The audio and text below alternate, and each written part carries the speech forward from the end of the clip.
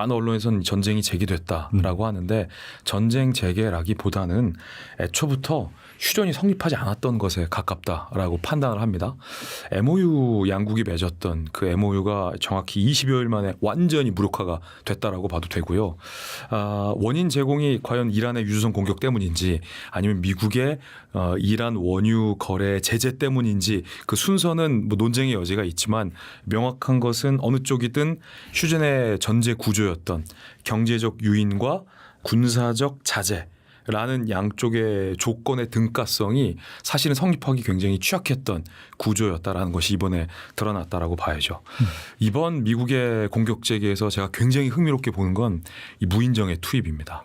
이 무인정의 투입은 상당히 상징적인데 미국 입장에서는 유인 함정, 그러니까 거대한 미국의 어떤 해군력을 태운 유인 함정을 투입하지 않더라도 그 말은 자국의 병력을 위험에 노출시키지 않으면서도 이란의 은밀한 해군기지 깊숙이 타격할 수 있다라는 것을 첫 번째는 과시한 장면이다라는 거고요. 사실 거기에 또 추가적인 의미가 더해집니다. 향후에 이 전쟁은 일정 정도 확전이 될 것이다 라는 가닥을 전제로 잡았고 확전 시 미국 입장에선 비용 부담도 없고 인적 손실의 부담도 전혀 없는 무인정 투입이라는 방식으로 계속해서 지속적으로 이란을 타격할 수 있다라는 경고의 메시지가 사실 무인정 투입이라는 그 장면에 담겨 있는 거거든요. 네네. 그러니까 이란 입장에서는 굉장히 당혹스러웠을 겁니다. 왜냐하면 무인정으로 이란의 해군 기지를 무력화시켰다라는 것은 앞으로의 국면에서 이란의 협상력을 계속 미국에게 빼앗기는 신호가 되는 장면이거든요. 그래서 이번 미국과 이란의 국면은 애초부터 휴전에는 양국이 진정성이 없었다라는 어떤 평가라는 판단입니다. 미국이 의회 승인 없이 최대 60일간 군사 행동이 가능한 전차를 박으면서 공세를 확대를 하는데 이건 좀 어떻게 보시는지 궁금합니다. 네, 이거는 미국의 단순한 보복이 아닙니다. 호르무즈 해협의 완전한 통제권을 이제는 미국이 쭉 그동안 본 거죠. MOU를 주고받으면서 원래는 이제 대화로서 이 종전을 휴전할 수 있을까를 타결하면서 호르무즈 해협을 이란이 관리해 대신 너네 앞으로 여기 장악하거나 봉쇄하면 안 돼 라는 말로 경고를 했지만 미국이 지켜보다가 이제는 안 되겠다. 완벽한 호르무즈 해협의 통제권을 미국이 이제는 가져오겠다라는 선언이 이번 군사적 조치의 의미라고 봐야 하거든요. 호르무즈 해협의 완전한 장악. 그러니까 미국이 13일부터 페르시아만에서 이란의 선박에 대한 역봉쇄를 재개했습니다.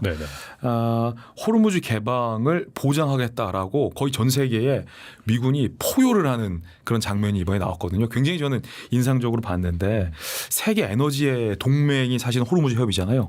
그걸 이제는 앞으로 이란에게 맡기지 않겠다.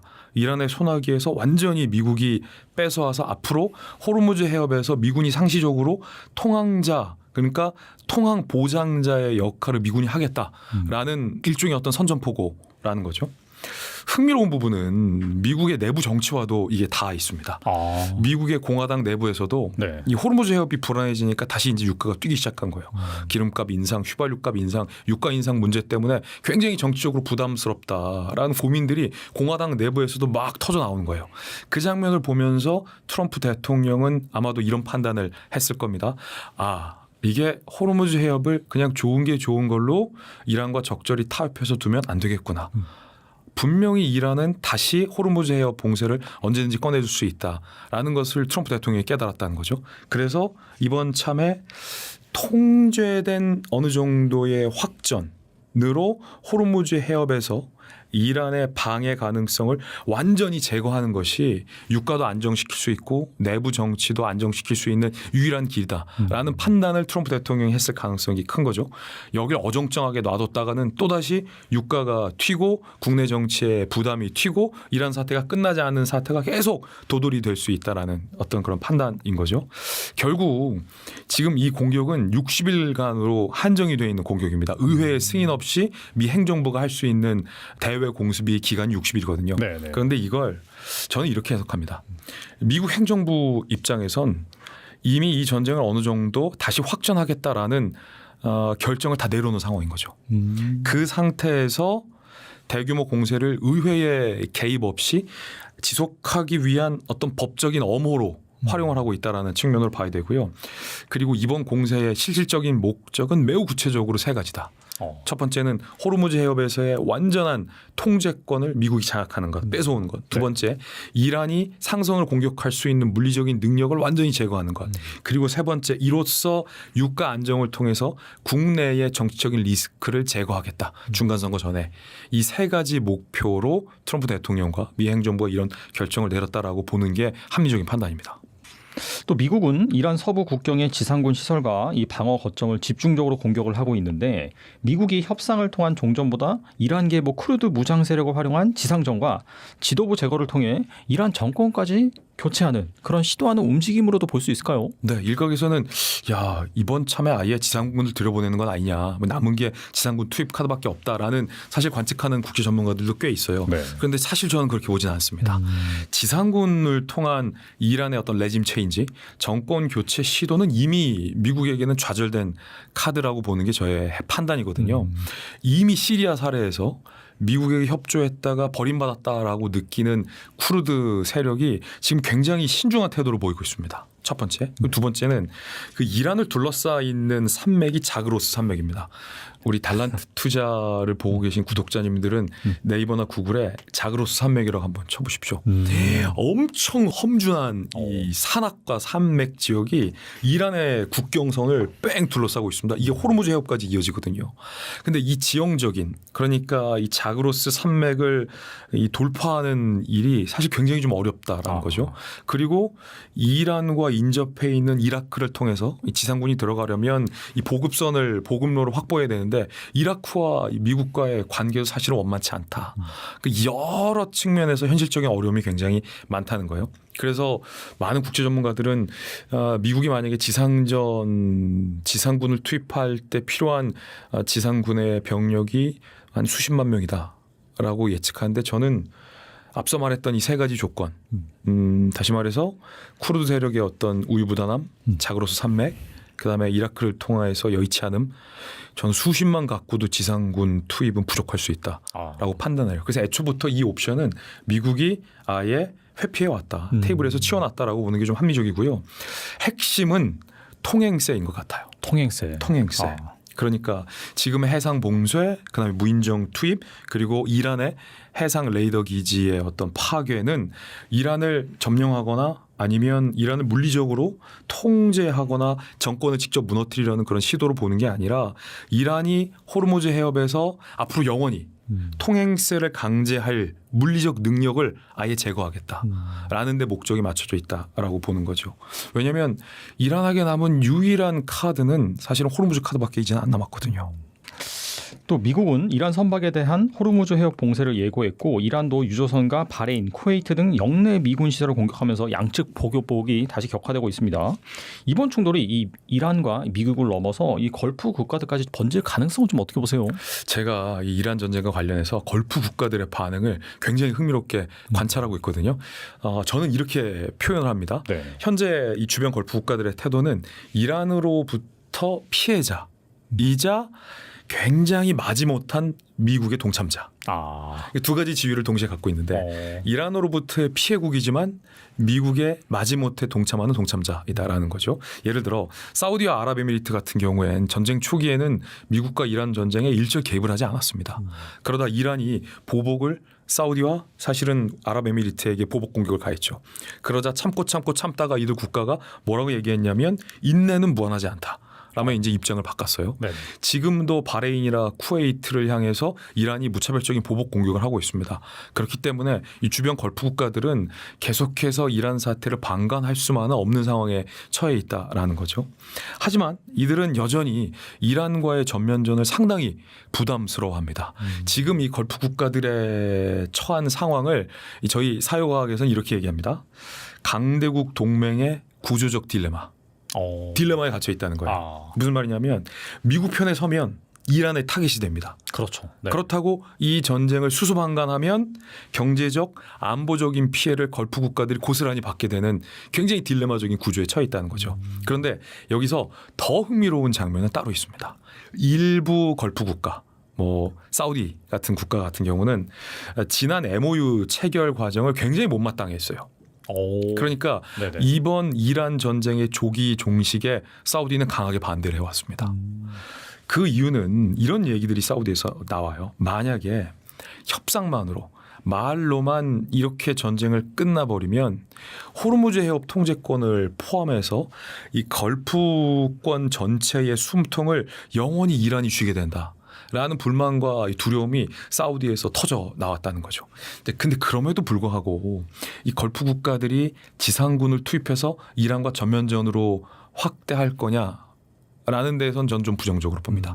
왜냐하면 지금까지 이제 걸프국들이 이 이란 사태에 참여했던 패턴들을 분석해 보면 지상군을 동원해서 이란군과 직접 교전을 벌이기보다는 미군 기지를 제공하거나 아니면 이란의 자산을 동결하거나 이건 잘 안 알려진 내용이에요. 또는 산발적으로 하지만 비밀리에 보복 공습을 가하는 형태의 패턴들을 보여왔거든요. 그러니까 굉장히 제한적이고 마지 못한 미군의 어떤 동참 행동 패턴을 걸프 국가들이 계속해서 보여왔다는 거죠. 그래서 이란과의 전쟁이 이렇게 흐지부지 끝나는 건 싫으면서도 동시에 본인들이 직접 전면전으로 나서기는 부담스러워하는 그런 딜레마적인 구조가 지금 걸프 국가들에게 처해 있는 대외적인 상황이다. 이렇게 보시면 될 것 같습니다. 저는 요번에 다시 이제 호르무즈 해협 재봉쇄 이렇게 하면서 이 호르무즈 해협 관련해서 긴장감이 높아지는 걸 보고 약간 길게 봤을 때 이 트럼프 대통령이 이 에너지를 이 중동에 의존하는 그 국제적인 질서를 확실히 좀 약화시키고 이걸 좀 변화시키려는 그런 전략 아닌가 그런 생각도 좀 들더라고요. 그런 분석도 굉장히 타당한 분석이에요. 왜냐하면 이 중동 국가 전체에서 에너지를 수입하는 구조 자체가 상당히 리스키하잖아요. 따지고 보면 미국은 거기에서 에너지를 의존하지 않죠. 그렇죠. 하지만 미국의 동맹국들이 에너지를 의존하고 있기 때문에 미국 입장에서는 야, 왜 이란한테 에너지를 사다 써? 미국이 더 싸? 여기서 사다 써. 대신 운송비는 너네가 지불해. 라는 정도의 딜이 트럼프 대통령 정도의 성격이면 동맹국들에게 제안해 볼 수 있는 어쩌면 에너지 레짐 체인지죠. 그렇죠. 그런데 굉장히 흥미로운 건 사실 걸프 국가들이 마음만 먹으면 걸프 국가들의 국력과 어떤 국방력을 계산해 봤을 때 걸프 국가들의 딱 한 번의 기회가 있었어요. 지상군을 대거 투입해서 네. 미군이 지상군을 투입하지 않지만 걸프 국가들이 이란과 전면전을 벌여서 오히려 이란의 지도부를 붕괴시키거나 이란의 어떤 레짐을 체인지할 수 있는 기회가 딱 한 번 있었습니다. 미국의 공습으로 하메네이 지도부가 폭사했던 그 순간. 그러니까 이란이 지금 전열을 재정비했잖아요. 이란이 전열을 재정비하기 전 그 직전의 틈, 그 찰나의 틈이 있었는데 그때 걸프 국가들은 사실은 확전하지 않았단 말이에요. 만약에 걸프 국가들이 전면적으로 나서려면 그때 나섰을 것이다. 하지만 그때도 아니었으면 지금은 더 나서지 않겠죠.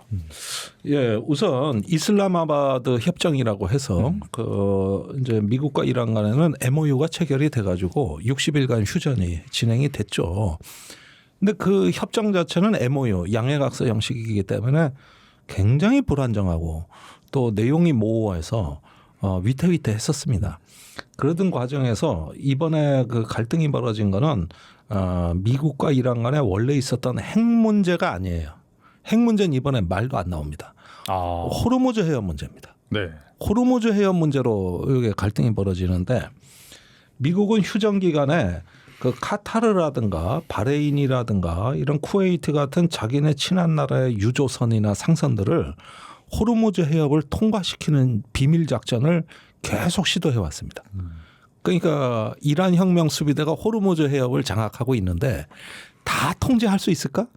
이렇게 약간 다른 길로 삐져나오면 다른 해로로 이렇게 야밤에 빠져나오면 이것도 잡을 수 있을까? 이런 부분들을 계속 테스트를 해보고 싶었던 거고 그래서 일부 유조선과 상선을 호위하면서 네. 그 호르무즈 해협에서 이란 혁명 수비대의 능력을 시험해왔다. 그래서 툭툭 건드린 거죠. 간을 본 거네요, 그러면 진짜. 이런 건 치밀하게 지략의 싸움이 전개되고 있었던 거고. 그러니까 이란 혁명 수비대가 이에 발끈해가지고 그 유조선과 상선에 그 기관실에 드론을 보내가지고 폭파시키는 이런 어떤 공격. 그러니까 우리 선박 남호는 미사일을 맞았잖아요. 맞아요. 네. 그런데 그거보다는 약한 거예요. 드론을 보냈다는 건 미사일보다는 드론이 조금 폭발력이 작으니까. 그렇죠. 네. 그래서 기관실을 폭파시킨 거거든요. 그러니까 이거를 명분으로 해서 이제 미군이 그 7월 초에 가장 우선적으로 타격한 지점이 어딘가를 면밀하게 살펴보면은 이 호르무즈 해협에서 이란의 통신기지, 레이더 기지, 드론 기지 여길 타격한 거예요. 그러니까 이 이란 혁명 수비대가 이 호르무즈 해협에서 갖고 있는 킬체인 그거를 제압하겠다, 마비시키겠다. 그러니까 전면적인 타격이 아니라 그 혀를 짚는 듯한 이런 어떤 그 맥락 있는 타격을 가했고 거기에다가 이제 덤으로 캐슘 섬이나 하르그 섬 같은 정유 산업 시설에 그 외곽을 때린 겁니다. 그다음에 원자력 발전소에 원자력으로 자체를 때린 게 아니라 원자력 발전소 주변에 방공 기지가 있어요. 군기지. 요런 데를 때린 거예요. 그러니까 이것은 전면전이라기보다는 굉장히 이란에 대한 어떤 비례적 대응. 이란이 드론을 보내서 때렸으니 그 드론을 운용하는 운용기지, 지휘기구, 발사기지 이런 식으로 신경과 동맥을 찾아서 그거를 제거한다. 이런 식의 어떤 국지적 공격이었던 거죠. 네. 그러니까 이제 이란 혁명 수비대가 그게 발끈해가지고 미군 기지가 있는 걸프 국가들을 또 다 공격한 거예요. 그렇죠. 네. 그게 이제 대표적으로 바레인. 거기에는 미 5함대 사령부가 있고요. 쿠웨이트. 또 이제 그 외에도 중동에 이제 다른 어떤 이전에 때렸던 UAE라든가 미군 기지가 있는 국가는 전부 표적화해서 중동 전역이 교전 지역이 될 수 있다. 이 사인을 보냈고 때마침 후티 반군도 응징하겠다는 이런 어떤 의사를 동시에 발신함으로써 만약에 미국하고 교전이 확대되면 중동 전역을 교전 지역으로 하겠다고 하는 이란이 그동안 가져왔던 전쟁의 원칙, 규칙 이걸 갖다가 재확인했다. 이 정도 선에서 멈춘 겁니다. 현재. 근데 뭐 다시 원래 그 호르무즈 해협을 미국이 뭐 재봉쇄한다 뭐 이런 멘트도 뭐 하기도 했잖아요. 네. 근데 그런 거는 또 어떻게 이해하면 될까요? 근데 그거는 미국은 호르무즈 해협을 재봉쇄한다는 말을 한 적이 없고 이란의 항구를 봉쇄한다. 그러니까 해협 봉쇄는 미국의 정책이 아니거든요. 미국의 정책은 자유항해거든. 해협의 봉쇄를 개방시키겠다, 해제하겠다. 이게 그 미국의 정책이기 때문에 해협 봉쇄라는 말은 안 쓰고 다만 이란의 항구는 봉쇄하겠다. 거기에 뭐 전 세계 선박이 오는 것도 차단하고 이란의 선박이 나가는 것도 차단하고 이렇게 해가지고 이란에 대한 경제적 압박과 제재를 가하겠다. 이런 게 이제 기존 전술인데 그런데 이번엔 상상도 못할 게 나와버린 겁니다. 그게 이제 7월 7일부터 트럼프가 서서히 강경해지더니 호르무즈 해협에서 통행료를 받겠다. 맞아요. 갑자기 20% 뭐 내가 그러니까 모든 통과하는 화물 가치의 20%를 받겠다. 그러면 이게 지금까지 해협의 개방 자유항해를 얘기하던 걸 다 뒤집어 푼 거고 또 제이디 벤스 부통령이나 마크 루비오 국무장관이 얘기하는 걸 트럼프가 부정한 게 돼버리는 거거든요. 그런데 그 가격이 그 예컨대 초대형 유조선 그 한 배수량 30만 톤 되는 이런 어떤 선박의 경우에는 그 기준대로라면은 우리 돈 450억 원. 3천만 달러의 통행료를 물어야 되는 겁니다. 네네. 그럼 말이 안 되잖아요. 말이 안 이번에는 되죠. 걸프 지역 국가들이 전부 다 기절한 거예요. 그래서 트럼프한테 항의하고 난리가 났고 유가가 한 9% 뛰었어요. 순식간에 뛰었죠. 네. 순식간에 뛰었고 그다음에 미국의 주가가 이것 때문에 폭락한 거예요. 한국 주가도 여기에 영향을 받고 있어요. 지금. 그러니까 또 이게 봉쇄된다고 하니까 그 스트레스가 확 가중이 돼버려 가지고 그래서 유가, 주가 다 영향을 받으니까 불과 하루 만에 트럼프가 말을 바꿔서 그 통행료는 됐고 그 대신 통행료를 안 내는 대신 걸프 국가들은 미국에 투자를 해라. 수십억 달러 투자를 하든가 무역 협정을 맺겠다. 그러니까 관세 물어라 이거예요. 아니 그러면은 여태까지 이란을 상대로 해서 무슨 싸우는 줄 알았는데 동맹국을 상대로 해서 싸우는 격이 돼 버린 겁니다. 이거는 그 걸프 국가들을 전체를 다 응징하는 그러지 않아도 이 걸프 국가들은 이란의 공격당해서 지금 불안해 죽겠는데 미국이 와가지고 지켜주지는 못할 망정 오히려 한술 더 떠버린 거죠. 그래가지고 20% 내놔라 그래서 안 되면은 투자해라 수십억 달러.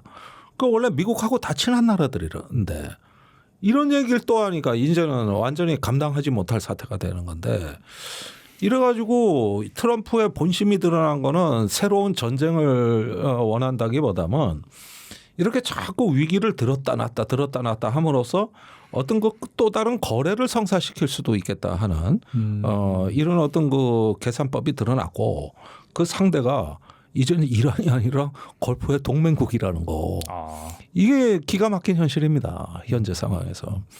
거기에다가 지금 호르무즈 해협 봉쇄뿐만 아니라 우크라이나 러시아 전황도 악화되고 있기 때문에 이제 두 군데서 동시에 이 또 다른 쇼크가 올 경우에는 이 세계에 가해지는 고통, 특히 걸프 국가들은 피폐해지거든요.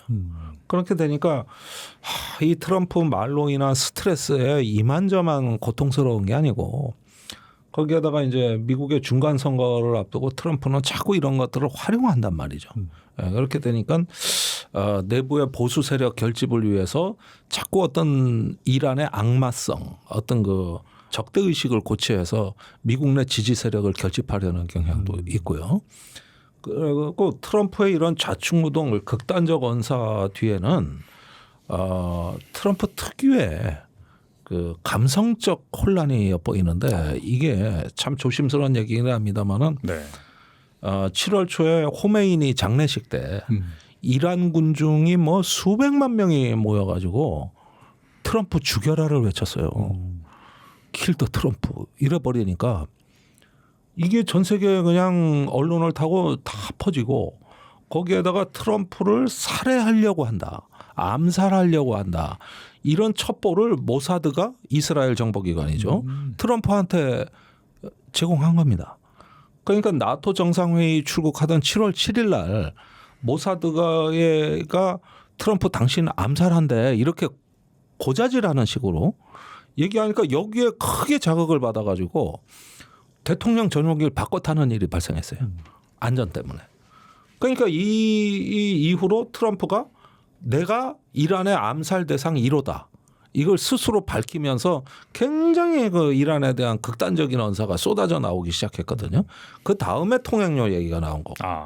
이렇게 보면은 트럼프도 사람입니다.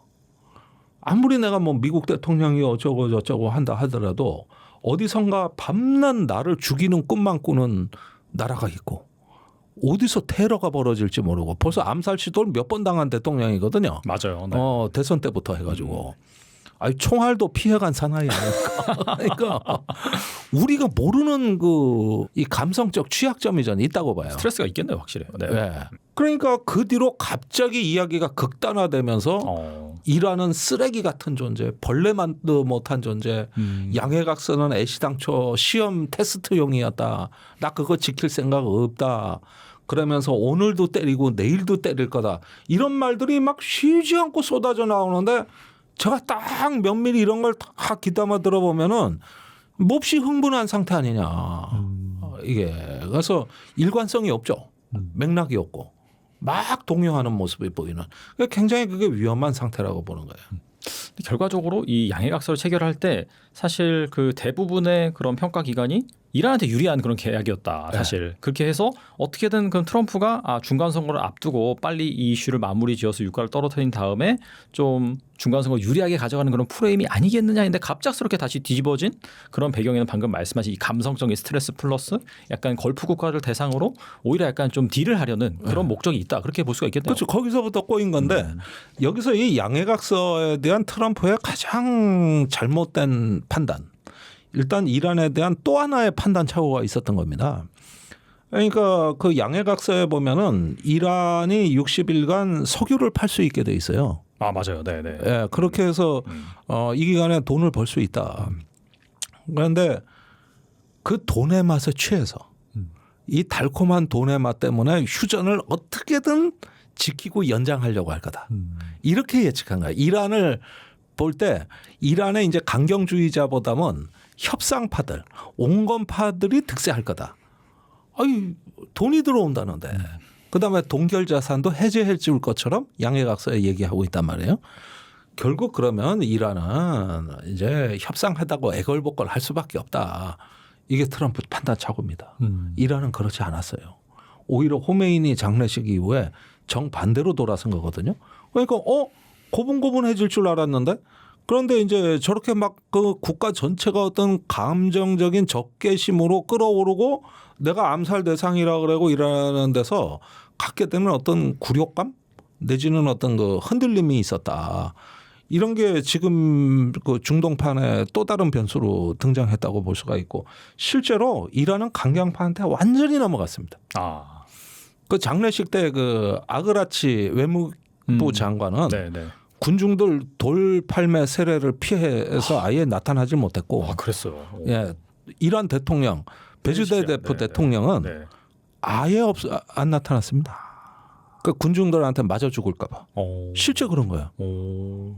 그러니까 이 복수와 순교와 피해 퍼포먼스가 되어버린 이 장례식 여기서 이제 그 동안에 어떤 미국의 굴욕적인 어떤 정부 관료들 용납하지 않겠다고 하는 이게치 솟아올랐다는 거는 이 이란 내 권력의 추가 신정 권력 강경파한테 완전히 넘어갔다.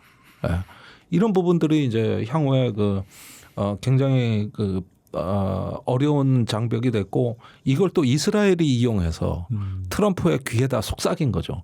이란이 너 죽인대 암살한대 이러니까 이걸 어떻게든 전쟁으로 몰고 싶어하는 이스라엘이 그걸 또 이용해서 트럼프를 꼬드기는 거죠. 이렇게 해가지고 졸지에 또 그냥 위기로 가고 있는 건데 근데 이제 여기서 그러면 전면전이냐 그건 또 아니에요. 그럼 왜 그러냐 미국 중부군 사령부가 너무 지쳤어요. 최장기간 작전입니다. 미군이 여태 한 작전 중에 50일을 넘어가는 전쟁이 없어요. 1990년대 이후로 지난 30년 동안 걸프전 43일 했고 이라크 침공 2003년에 45일 했고 다 단기전이에요. 그리고 나중엔 전쟁이 아니라 안정화 작전을 하는데 그게 길어진 거거든요. 근데 이건 전쟁이 지금 거의 양해각서 체결할 때 이미 106일을 했고 그러다 보니까 항모전 단위가 있는데 역대 최장기 작전이거든요. 그래서 때리든 미국도 자기 손이 아파요. 그러니 전쟁을 오래 지속할 수 있는 능력이 안 되거든요. 그래서 자기도 정비를 해야 되는데 그러니까 할 수 있는 어떤 그 대치나 이런 것들도 대통령의 주관과 변덕에 이제 미 중부군 사령부가 없는 힘을 내고 있는 겁니다. 그걸 없는 힘을 쥐어짜서 이제 내고 있는 거기 때문에 전면전으로 갈래도 갈 수 있는 상황이 아니죠. 결론적으로 말씀드리면 이제 이란과의 전면전을 다시 준비한다. 아직까지는 이제 좀 먼 이야기이긴 한데 이번 이제 국지적인 전투에서 이란이 어떻게 반응하고 협상이 어떻게 진행되는지 따라서 이게 에스컬레이션 될 수 있는 위험성이 가지고 있습니다. 지금 제가 표로 차담 134척, 타격 7척, 허용은 42척 이렇게 했는데 이게 이란이 차단하거나 이 호르무즈 해협에서 이제 단속한 게 아니고 미국이 차단을 했어요. 사실은 이제 이 역봉쇄라는 거는 당장 갑자기 일어난 건 아니고 네. 이제 2026년 4월 13일부터 트럼프 대통령이 지시에 따라 가지고 그때는 이제 휴전이 안 됐을 때부터 호르무즈 해협 주변에서 이제 이란 항구나 연안에 입출항하는 선박에 대해 봉쇄 조치가 이루어졌다가 6월달에 MOU가 맺으면서 이게 잠깐 풀어졌다가 한 달 정도 지나가지고 다시 봉쇄가 된 거예요. 그래서 지금까지 이란이 아니고 미국이 회항시키거나 차단한 배들이 이렇게 234척이나 된다. 그리고 이 중에서는 사실 이제 이란이 일반 선박에 대해서 미사일 쏘고 이런 것도 많이 이야기하는데 여기 타격이라는 거는 항공모함에서 발전한 전투기가 일반 상사한테 폭격을 하고 이런 게 7척이에요. 그래서 생각보다는 미국도 봉쇄를 열심히 했다가 잠깐 쉬었을 뿐이지 전체적인 전황 입장에서는 그 쉰 기간 그러니까 휴전 협정에서 6월 달에서 7월 초까지의 이 기간이 아주 짧은 것이었다라고 보시면 됩니다. 그래서 이제 역봉쇄를 아예 뚫으려던 그러니까 미국이 단속하는데 단속을 안 하던 이제 마리백스 호 같은 경우에는 슈퍼호넷이 정밀 유도탄으로 이제 딱 돌격하는데 이게 이란만 이제 그 민간 상선에 대해서 공격을 하고 있다 이렇게 생각하시면 안 된다는 걸 좀 이야기를 하고 싶습니다.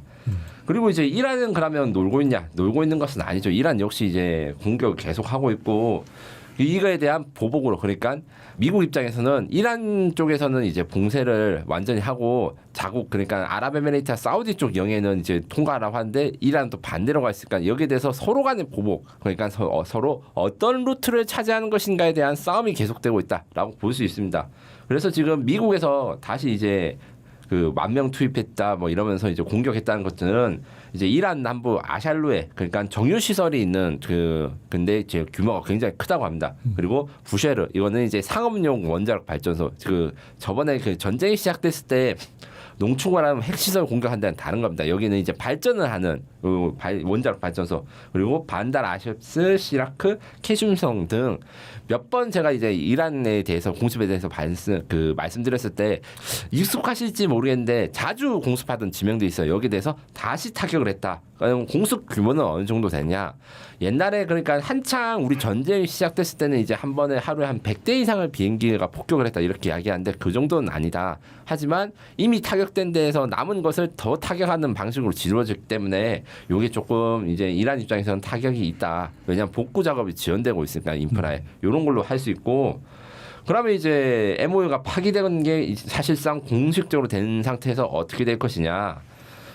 결론적으로 말씀드리면 사실 이란과 이제 미국이 호르무즈 해협을 절반으로 나눈 다음에 상대방의 라인을 장악하기 위한 국지전이 계속될 것으로 저는 예상합니다. 그래서 이란의 전면 봉쇄 대응과 이제 미국의 역봉쇄 이렇게 해서 두 가지로 나눠봤는데 핵심은 야 호르무즈 해협에 지나가 하지만 우리 편으로만 지나가 이런 메시지 양측이 다 주고 있단 말이에요. 그래서 문제는 뭐 이란이나 미국 양쪽에서 한쪽이 우세하거나 아니면 한쪽이 상대방을 완전히 억제할 수 있으면 뭐 반은 호르무즈 해협이 반으로 줄긴 하지만 그 한쪽 루트로도 어떻게든 갈 건데 사실 그런 상황은 오지 않았다. 미국이 현재 이란이 그 호르무즈 해협에서 통과하는 배들을 막 공격하고 이거를 막을 수는 없고 단지 보복만 계속할 수 있을 것이다. 그러면 이란이 보복을 하면 이것이 멈출 것인가? 멈추지 않는 것이다. 이게 약간의 문제입니다.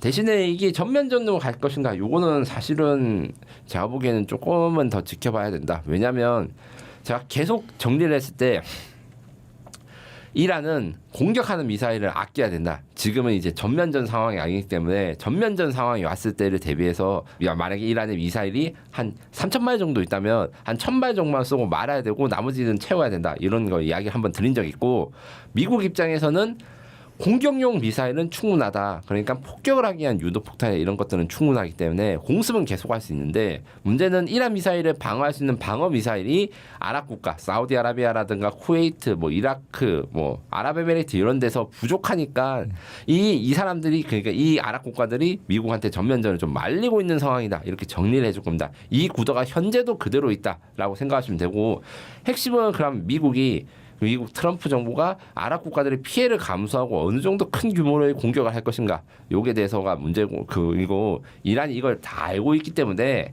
미국을 공격한다 말을 안 하고 이제 전쟁이 심해지거나 미국 공습을 계속하면 다시 사우디아라비아라든가 뭐 아랍에미레이트 공습하겠다 이런 이야기를 했고 뒤에서 이야기했지만 이번에 요르단도 공습을 했습니다. 그리고 이번에 이제 그 전황이 좀 격화된 게 이란의 반격에 의해서 미군 2명이 이제 사망을 했고 또 이제 1명이 추가돼서 총 3명 사망했다라고 하더라고요. 이에 미국은 이 호르무즈 해협 입구의 에너지 물류 핵심 거점인 게슈섬 등 이란 남부 요층지를 공습하고 있습니다. 군사 전문가들은 전면전으로 확대될 가능성을 지금 우려하고 있는 상황인데 앞으로 이 미국과 이란 전쟁 양상은 어떻게 올라갈까요? 결론적으로 말씀드려서 전면전 위협은 계속되고 있다. 그런데 전면전으로 진짜 갈지 안 갈지는 사실상 그 미국의 공습 수단이라든가 양을 좀 봐야 된다. 이렇게 정리를 할 수 있습니다. 지금 이제 헤그세스 장관이 한 말, 이란이 형편없는 선택을 했다. 그들은 대가를 치를 것이라 했는데 이 대가란 단어가 저는 주목해야 된다고 생각해요. 대가라는 건 A에 대한 B의 반응입니다. 그래서 이란이 뭐 한 발 쐈는데 이제 10발로 10배 100배로 보복하겠다 이런 건 아니지만 이란이 에스컬레이션 그러니까 얼마나 이제 그 호르무즈 해협 선박이라든가 아랍 국가들을 공격하는 데 따라서 대응을 고민하겠다는 게 그들은 대가를 치를 것 이런 것이거든요. 물론 이렇게 말하면 미국은 미국 트럼프 대통령이 열받았으면 다 쓸어버리겠지 이렇게 생각하시는 분도 있는데 정부의 외교적 언어라는 게 사실 이런 식으로 그 행간을 분석하는 겁니다. 뭐 연애할 때 내가 그 대놓고 말을 안 하는데 뭐 원하기는 이런 거랑 사실은 본질적으로 똑같아요. 이 부분에서 결국에는 미국은 일관적으로 이란의 반응에 따라서 결정을 할 것이다. 그러니까 이란은 전면적으로 공격을 하거나 이러지 마라. 네, 그거에 대해서 이렇게 하는 그 비례적인 대응을 좀 계속하고 있어요. 그런데 자, 방금 질문에서 말씀드렸던 것 중에서 요르단 공격했다는 이야기를 드렸죠. 2026년 7월 3일에서 이제 12일 사이에 요르단 주둔된 미군 2명이 이란의 드론 공격으로 전사하고 이제 1명이 실종되었고 트럼프 대통령은 이 소식을 듣고 매우 부끄러운 일이다. 이게 약간 이제 의미가 이상할 수 있는데 그 미국 그 자국 군인들을 보호하지 못해가지고 자기가 부끄럽다라는 겁니다. 그 미군이 못했다고 하는 건 아니고 그 네네. 트럼프도 그럼 큰일 납니다. 그렇군요. 네. 네. 그래가지고 이 미군 병사들은 내가 보호하지 못했구나 하면서 휴전 종료를 트루스 소셜에서 공식적으로 이야기하면서 이란 측에 휴전이 종료됐다고 단호하게 이란 상태에서 지금 앞서 말한 뭐 공격이라든가 보복이 계속 이루어지는 상태예요.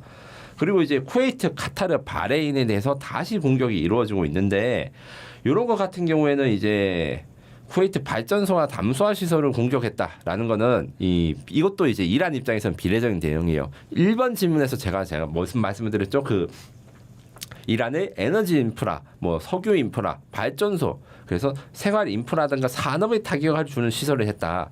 그래서 이란은 미국의 발전소나 미국의 생활 시설을 공격 못하니까 주변 아랍 국가들의 생활 시설을 공격하는 거예요. 이것은 2월달 이후에 시작된 전면전과의 표적 선정은 똑같고 규모가 다르다. 그런데 규모를 지금은 이란이 이제 하루에 10발 내외의 뭐 미사일들을 쏘고 이런데 이거를 이제 전쟁이 본격할 때처럼 100발을 쏘냐 안 쏘냐 이게 사실은 고민거리고 이 쏘는데 준비를 하는 시간이 많이 필요한 거 아니에요. 사실 명령을 내리는 거에 따라서 결정되는 거기 때문에 그 불안한 국지전이 계속될 가능성은 큽니다.